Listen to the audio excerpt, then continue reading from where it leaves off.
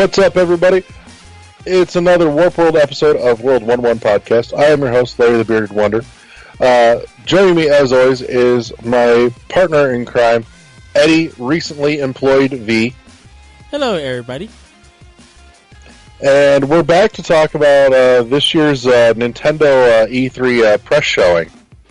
So, the hype, the anticipation, the pins and needles, it was all cranked up to 11.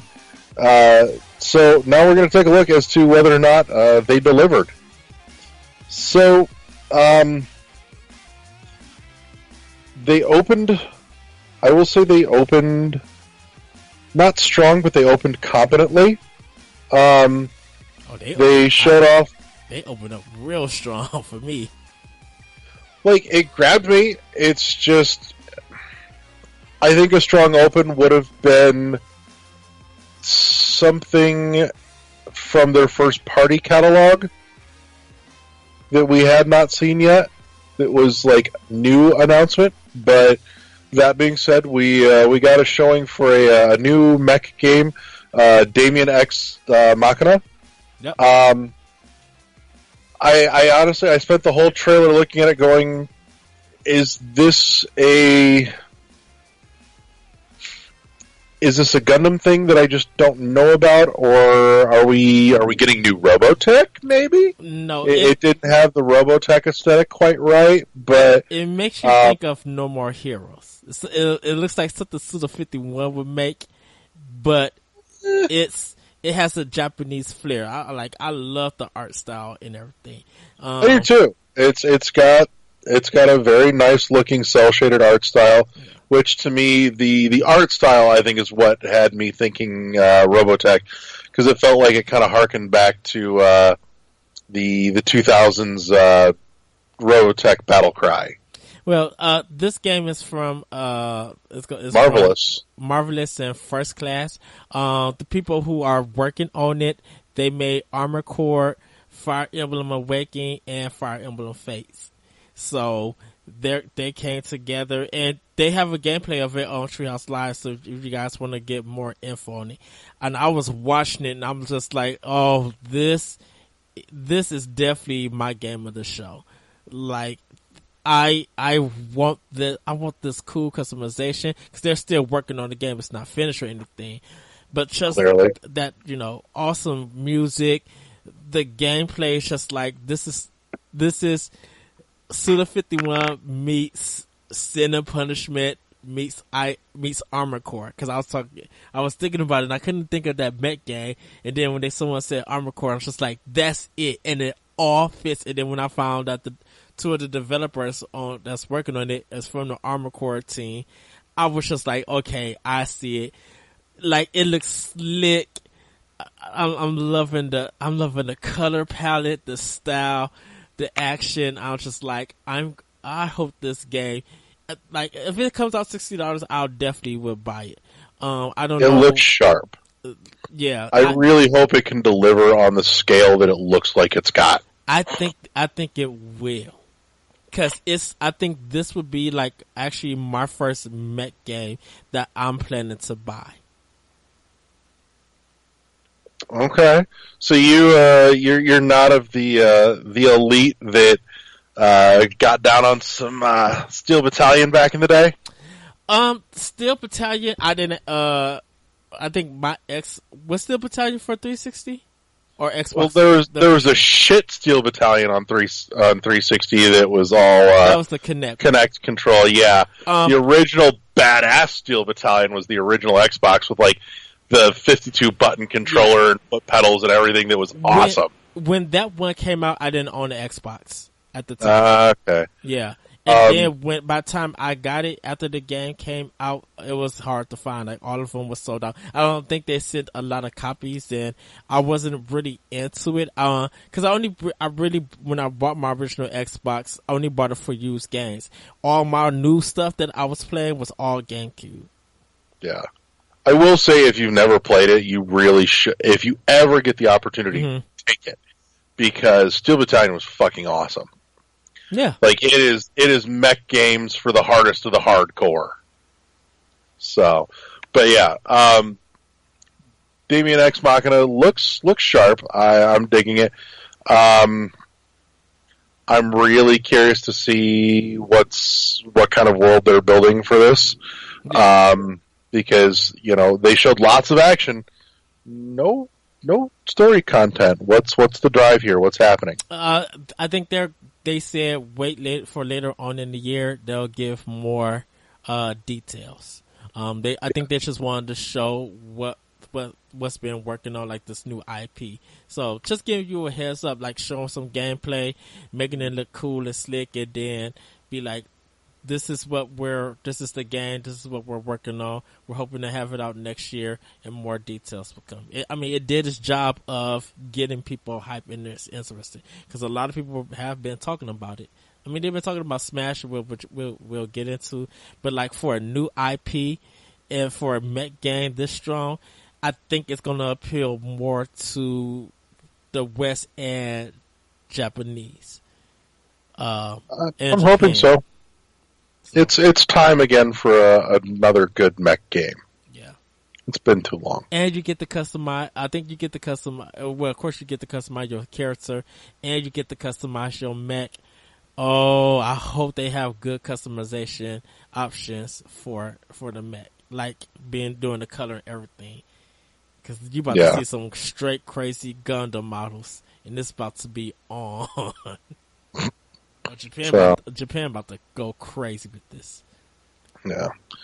What do we have next on the ballot there? Xenoblade Chronicles 2 DLC, Torna of the Golden Country. That is going to be, if you own the season pass, you will get this DLC that's coming. Also, it's a standalone game, they have box art for it, so you can buy it by itself. I don't know the price of it yet. But they show what's coming for it. They show some additional stuff at the Treehouse Live, but they haven't shown this DLC content just yet. But but the trailer shows you kind of like a prequel of how Xenoblade Chronicles 2 actually started, why they're after the Aegis and stuff. So, it looks good, different protagonists and stuff. But yeah. Yeah, I was honestly a little surprised to see Xenoblade showing up at the press room. Like, my first thought was it's awfully early for a new installment, but yeah, DLC makes, it was like, okay, now I know where your head's at. So. So then Reggie came out and talked. He talked a little bit about Pokemon. Let's Go Pikachu, Let's Go Eevee. And the only thing that was new about this talk was that if you get the Pokemon Plus, like the ball, you get all of them comes with Mew. So that was just it. But then they went on to like the super serious 4-player, like adults sitting around like what's going to happen, and they're all playing the new Super Mario Party that's coming out October 5th, and it looks so fun and it's so funny. Like, oh, this game is so good. What they're doing with this is that you could put two switches together, swipe down and kind of connect the 4 maps and do other gameplay mini games that deals with all 4 players on it. That's one of the new technologies. So, like, one of the things that they used a couple of months ago that they had patented this like technology. So we're now seeing it be that technology or that idea being used for Switch, with Super Mario Party being the first. They kind of went back to the old school one, so everybody will be going at their own pace. You get none of this in the car shit. Yeah. It looks like it's going to have 2 kind of dices, so you can select your own dice or you can select the board game dice. And they all have different numbers on it, and they show you at the bottom, so it's up to you on which one you want to use. I believe they're going to have more characters. They're going to have up to 80 mini games, and you'll be able to use different things with the Joy-Con. There's a little race that everybody's on this tricycle, and you kind of have to hold the Joy-Con close and kind of wiggle it up and down like you're on a tricycle to get to the finish line. And then just like other things that's going on. So it looks very funny, looks very cool. A lot of people are interested in getting this game. Yeah, I'm a little surprised that more people weren't talking or expecting Mario Party to come around again. I almost wonder if the last one on Wii U just killed all the interest until Nintendo showed up and said, "No, we got this. We fixed it. Here, this is the one that you wanted. Be happy again. Want this again." And then everybody seemed on board. So, yeah. I props to them for pulling a Hail Mary on that series. Yeah. So, next they went to one of my favorite trailers, and it's a game that I'm super stoked for, and like one of my games for E3, Fire Emblem Three Houses. This is gonna be out in spring 2019. They kind of showed a little bit of the gameplay that you could expect. Instead of doing like one-on-one battles, it's kind of like you have a little army with you. You guys go into combat. That soundtrack is mind-blowing, amazing. That music was so good. Yeah, it's about time we finally saw something on this. I'm a little sad to see it slip its original 2018 release date. Yeah. Up until this point so far, Nintendo had a pretty solid track record with with keeping their release date projections for everything that they'd been pumping out on Switch thus far. And this year, or this week, we saw two games slip their original release date. So, and Fire Emblem being one of them, which is really kind of a shame. This would have been a great one to help fill out and bolster the fall lineup, I think. I think they moved it, not only they delayed it. I think not because it looks like it's still getting some polish. They still want to do more with it, and I think they probably using it to plan out some stuff for the beginning or part of like the half of the whole year. So they probably just like, well, we need some content, so we decided to delay it. For it. Hey, dude, there's like 15 plus games already coming, like from now until till December. So I can understand why they did the delay. So. Yeah, it's just like I said, it's a bummer to see them lose their perfect track record with the Switch releases so far. Yeah. So they did like the big question though. What? Is Three Houses getting 3 different releases? That's what we're asking. That's what we don't know yet. We shall see. We shall see. We'll probably know more like at the next Nintendo Direct for it. It's more confirmed now. Fortnite is available now for Switch.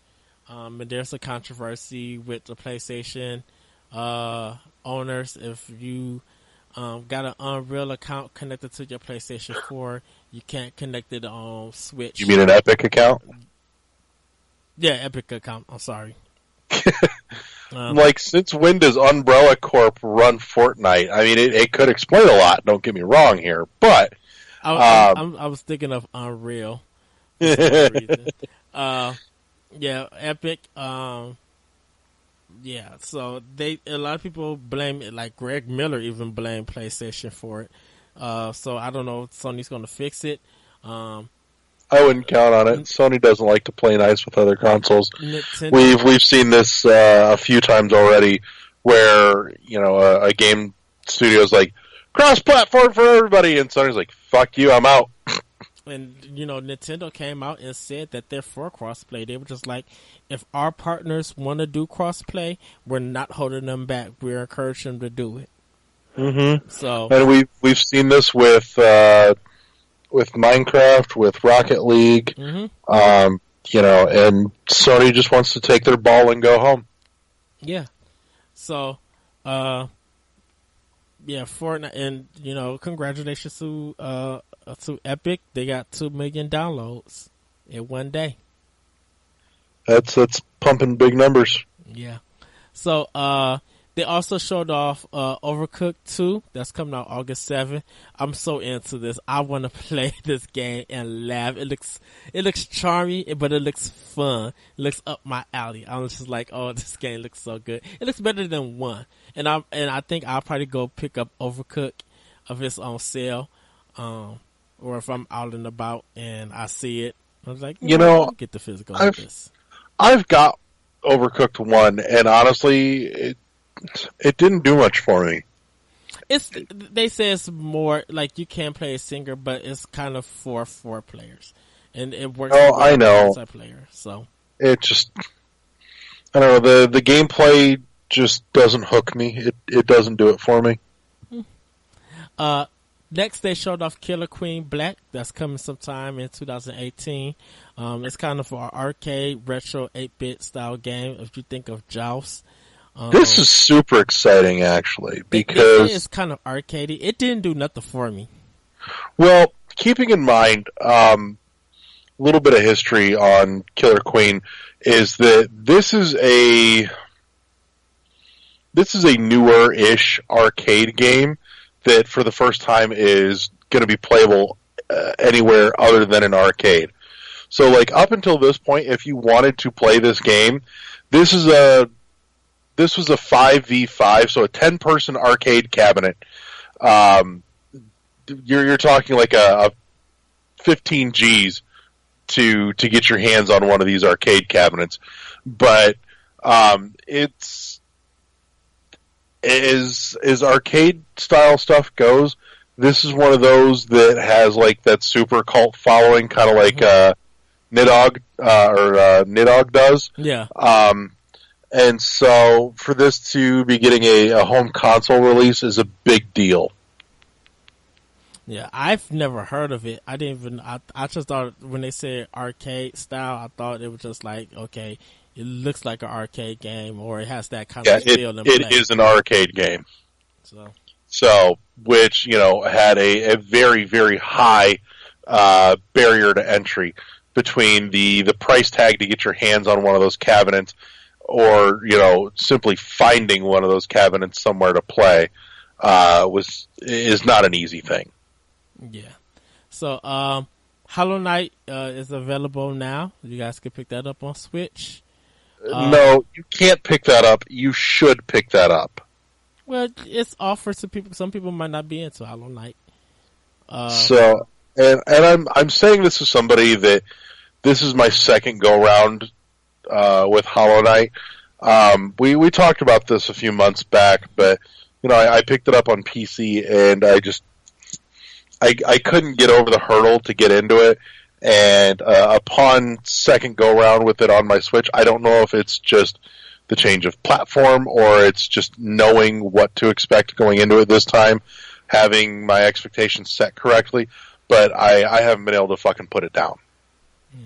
Well, I know at Treehouse Live, they announced the Gods and Glory challenge. It's kind of like their version of Boss Rush mode. I think that's going to be coming sometime like later on down the year. But yeah, if you guys are into Hollow Knight, Metroidvania, you've been waiting for it. It's available now. So, next they mentioned a new Octopath demo that's coming out June 14th. And then they had a trailer of all the games that's coming for it. So you guys, if you want to watch the direct, go ahead. You can watch that sizzle reel of games that's coming. But last but not least, they ended the show with Super Smash Bros. Ultimate. That's coming out December 7th. And they kind of showed you a lot of improvements. And all the characters from all the games in the DLC is going to be packaged into one game. They have 2 new characters. When they first announced the Smash, it was the Inklings. So they're in the game. But one of the new characters that they show is Ridley. He is finally in Smash. So, and you guys can check out all the updates and things that they changed. They say it's a new game.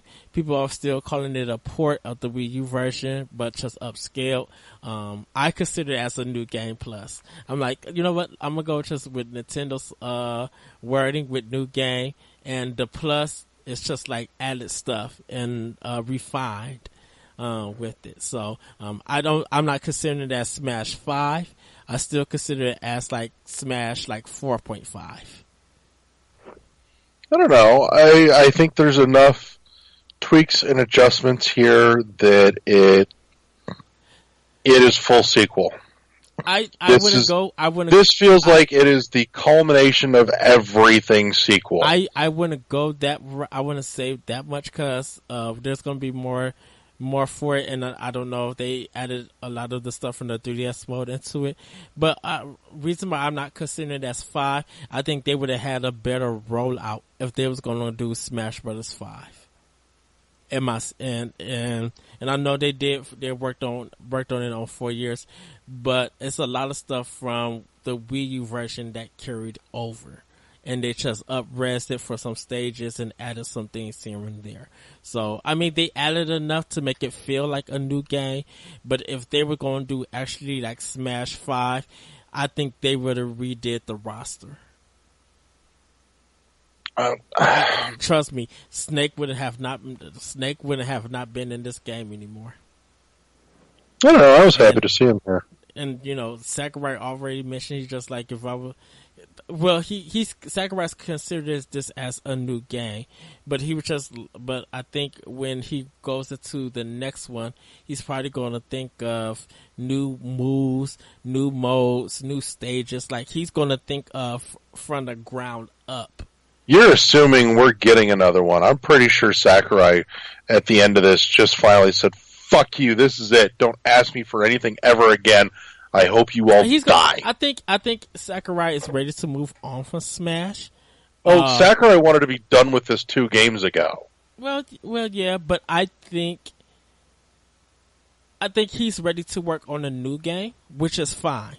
It doesn't have to be Smash, but he's probably going to have to find a developer within Nintendo to take the reins for the series. And once he find that person to take the reins, that would be Smash 5. I don't know. I think he just washes his hands of it and says, "Fuck this, I'm done. Your problem now if you want it." That's fine. And that's fine. Nintendo will find someone to work on a new Smash. They will. And I think Sakurai himself will be the one to find that person to do it.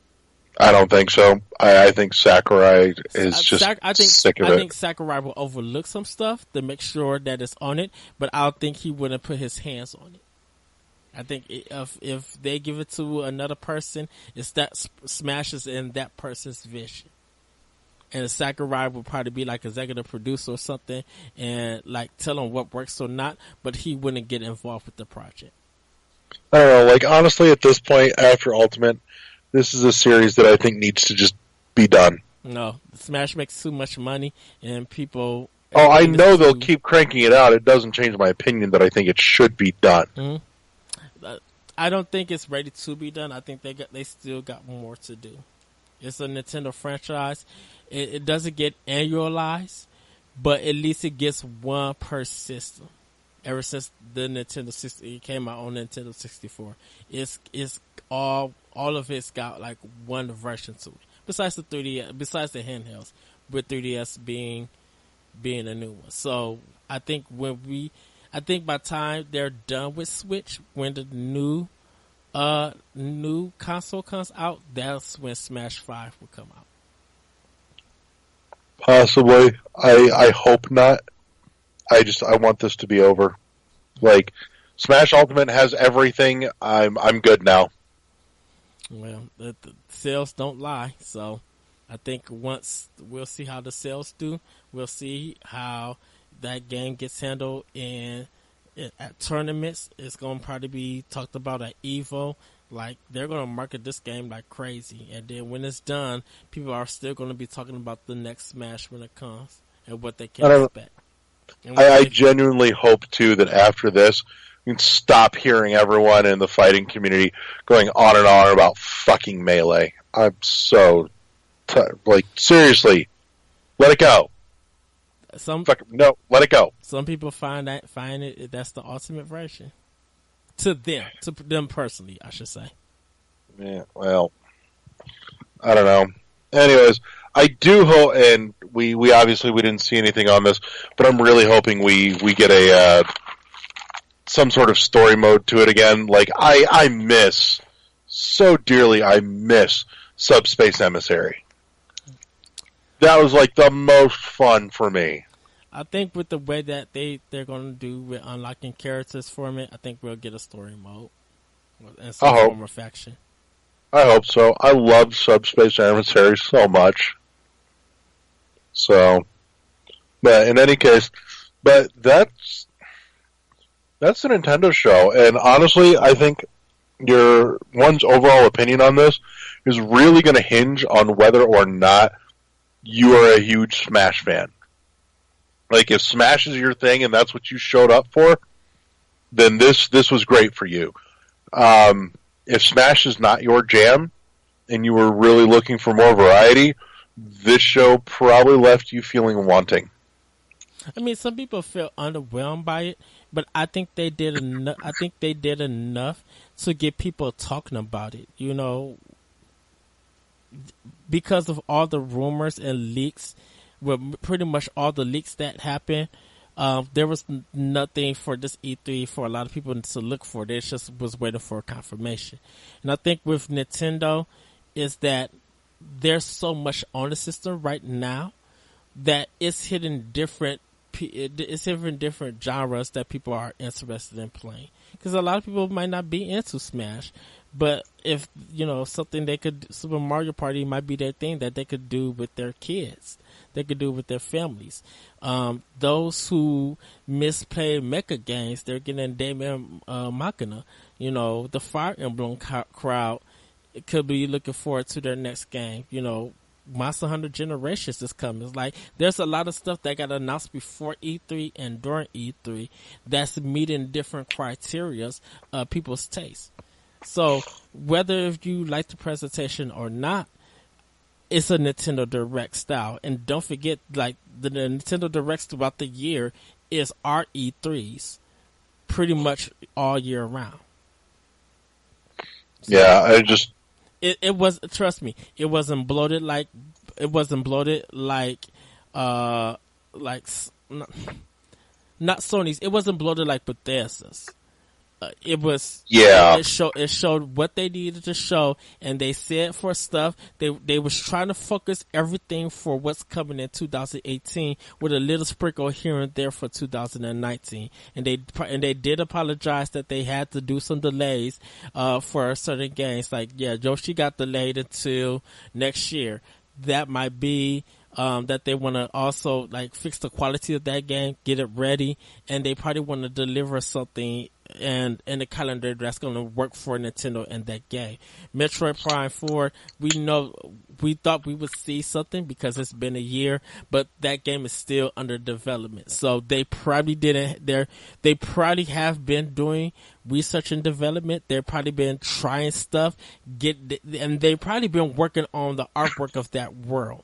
And because I think they're trying to really work, get the stuff ready to go for this Metroid game. They didn't want to do just a CG trailer. They wanted to blow it out and get features for that, together. So I think they just had to double down, say, what we can't bring this to E3. It's not in a great state or any state that we will feel comfortable with. That one I get. I still sad that it wasn't there, but I get it. The one that I don't get is, seriously, why the fuck are we another year in with no clue what the hell Retro's doing? They're still. This is like the great fucking mystery, dude. It's like, what, 5 years now? They're still in the state of making their game, and I think because Nintendo betted more on Smash, even if Retro showed what their game was, showed their game off, Smash would have outdid it. Smash is so important. Smash is more important to what Retro is working on. And once Smash is out of the way, Retro is going to come with something. I don't know what it is, but I think they're going to come with something that's going to get people talking and have faith in them. You know, hey, look, we didn't. Whatever it is, it's got to be big if it's Software, been lingering this long. From Software is working on about the three other games, and they didn't announce Bloodborne 2, and no one said nothing about that. And yeah, but you at least know what the studio's doing. Yes, but you would think that people who would care about Bloodborne 2, they want it now. They think it's time that game came out. There's no way that Neo comes out after Bloodborne, and then Neo 2 is already about to got announced, and Bloodborne 2 hasn't. And I can understand Dark Souls and what they're trying to do like that, but people were just like, okay, we did what we can in Bloodborne, we want to, and no one mentioned anything about that. People expected Bloodborne 2 to show up, or they had a high expectancy that's showing up, and maybe that's the same thing with Nintendo. A lot of people had high expectations, and those expectations, because they weren't met, people felt like this is underwhelming. And I think, to me personally, I think this was the best conference that I've seen, with Microsoft being like second and Ubisoft being third. Because Microsoft needed to prove that there are games coming to their platform, and that if you want the best of the best, you're going to get it on Xbox. Honestly, for me personally, I think the Microsoft show moved the needle for me more than the Nintendo show did. But there was a few things in the Nintendo show that grabbed me personally, but not there was more that grabbed me in the Microsoft show. Well, the thing with Microsoft is that too much of what they announced is not until next year. And they jam-packed February so much that it's great that they got the announcement. I think with Microsoft, the biggest thing that came out of there was them acquiring Ninja Theory. That was the best thing that came out of that conference. You know, people are still trying to guess what Halo Infinite was. They showed it off because of the engine that they're using. You know, Gears 5 got announced with some other Gears games, but that's not getting talked about. Cyberpunk 2077, yeah, they showed a trailer of it, but a lot of people are just like, you gotta wait till you see the gameplay. And once you get a feel of the gameplay and stuff, then you'll be able to understand. Well, they should have shown some gameplay trailer at Xbox conference running on Xbox One X instead of a trailer. You know, Crackdown 3, they have to show what they've been doing with the delays, and it shows that when you give a game their time to fix stuff and make it better, it rewards you. And so Microsoft needed to show that to win gamers back to their platform. They have to work hard to win people back to their platform. With Nintendo, and they did. They hustled. Yeah, and with Nintendo, what they did was, this is what we got planned for this year, because everybody's doing everything next year, and if all that stuff is coming into the beginning of the first 3-4 months, everybody's going to have to fight to get all of those games, and then those games end up backlogs. Where Nintendo was just like, we got stuff planned out throughout the holiday season that once you pick up a Switch and that game, there's other stuff that's on the system already there for you to play. So Nintendo's thinking of marketing from the rest of the year. Everybody's thinking for marketing for the future. That's not guaranteed. I honestly think Nintendo should have traded 10 minutes worth of that Smash coverage for like 10 minutes of indie coverage, because the indie stuff has been carrying the Switch so solidly in between big releases. Right, because they're giving all the rest of the indies the Nintendo Direct treatment. So it would have been nice to see a little more shown on Hollow Knight. Dead Cells is one that I think will do well for them.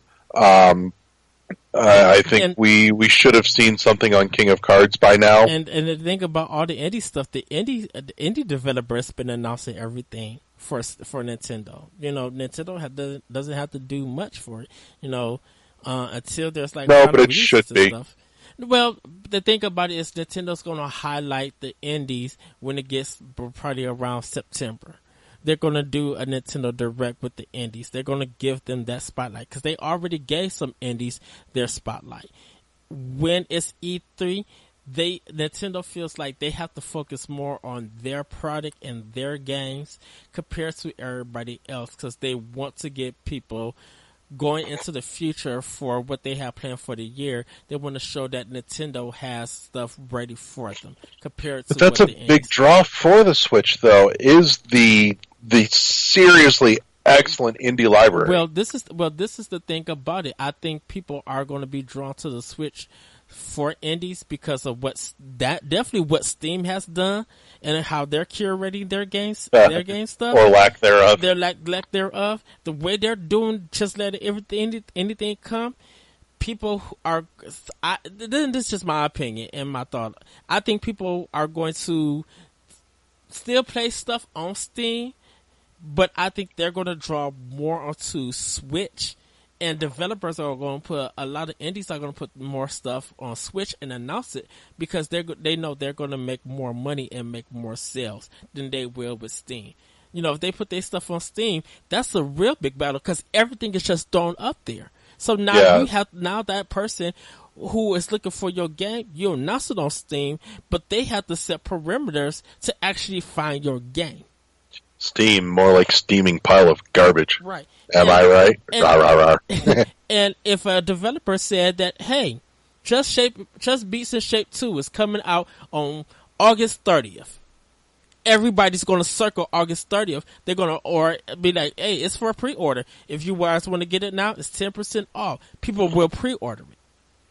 Yeah, that's one thing too I'd like to see them start doing is more discounts for digital pre-order. Yeah, and that's up to the indie developers because the Joe Arcade, there's some RPG arcade game that's coming from Data East. They were just like, if you pre-order it now, it's $6.99. They was like, this is 12% off. Yeah. So I would love for them, even if they were just like, for 2 weeks, we have a pre-order sale. If you guys pre-order our game before it comes out, you get 10 or 15% off or 12% off. I think 12% is nice. You get that much off. Yeah, but that's a wrap for a Nintendo show. Yeah, we've covered it, in, out, and done. So that being said, we're going to wrap this up, and we'll see you back for the last of the E3 Warp World episodes. We'll be back with the third party showings. So make sure you pick that up as well, and give that a listen so that you get all the news. So with that said, we're out. Peace. So see you later, guys.